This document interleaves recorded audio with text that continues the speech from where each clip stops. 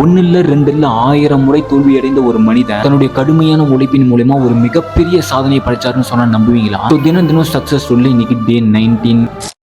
1847 பிப்ரவரி 11 அமெரிக்காவில தான் பிறக்கிறாரு. தன்னுடைய பள்ளி பருவத்தில் ஒரு குழந்தையா படிப்புல தோல்வி அடைகிறாரு. இவருடைய தோல்வியை தொடர்ந்து இவருக்கு கற்றுக் கொடுக்கும் ஆசிரியர்கள் என்ன சொல்றாங்கன்னா, இவனுக்கு படிப்பே சரியா ஏறல, இவங்க கூட சேர்ற பசங்களும் முட்டாளதான் ஆகுவாங்கன்னு சொல்லி இவரை நிராகரிக்கிறாங்க. அதனால இவருடைய அம்மா தன்னுடைய பையனை வீட்டிலே வச்சு அவருக்கு படிப்பை சொல்லி தராங்க. இதை தொடர்ந்து தன்னுடைய 15 வயசுல ரயில் நிலையத்துல பத்திரிகை விற்பனை செஞ்சுட்டு வராரு. அதுக்கு பிறகு ஒரு சிறிய லேபை உருவாக்கி அங்க எலக்ட்ரிசிட்டியை வச்சு ஒரு எக்ஸ்பெரிமெண்ட்டை ஸ்டார்ட் பண்றாரு. அந்த எக்ஸ்பெரிமெண்ட்ல 1 இல்ல 2 இல்ல பல முறை தோல்வியை சந்திக்கிறாரு. ஆனாலும் இவர் முயற்சியை கைவிடாம அந்த ஒர்க்கை பண்ணிட்டே இருக்காரு. இதை தொடர்ந்து பல்வேறு தோல்விகளுக்கு பிறகு 1879 ஒரு லைட் பல்பை கண்டுபிடிக்கிறாரு. சுமார் 1000 முறை தோல்வி அடைந்த பிறகு இறுதியா அந்த எக்ஸ்பெரிமெண்ட்டுக்கு ஏற்ற மாதிரி ஒரு வெற்றி அடைகிறாரு. இந்த வெற்றியை தொடர்ந்து ஒரு ஜெனரல் எலக்ட்ரிசிட்டி நிறுவனத்தை தொடங்குறாரு. பிறகு இந்த ஒரு நிறுவனம் உலகத்திலேயே மிகப்பெரிய ஒரு மின்சார நிறுவனமா மாறுது. இதை தொடர்ந்து கிராமோபோன், மோஷன் பிக்சர், பேட்டரி மைக்ரோபோன் என 1093 கண்டுபிடிப்புகளை கண்டுபிடிச்சிருக்காரு. நீங்களா இருக்கட்டும், நானா இருக்கட்டும், நிறைய பேர் நம்ம தோத்துட்டோம்னு சொல்லி அந்த சைட்ல இருந்து நம்ம வெளியேறோம். ஆனா தொடர்ந்து நம்ம அதுக்காக முயற்சி செஞ்சா கண்டிப்பா வெற்றி நிச்சயம் என்பது இவருடைய வாழ்க்கை நமக்கு உணர்த்தது. இன்னைக்கு இந்த உலகத்திலேயே மின்சாரத்தை வைத்து நமக்கு எல்லாருக்குமே ஒளியை கொடுத்த ஒரு மனிதர் தான் தாமஸ் எடிசன்.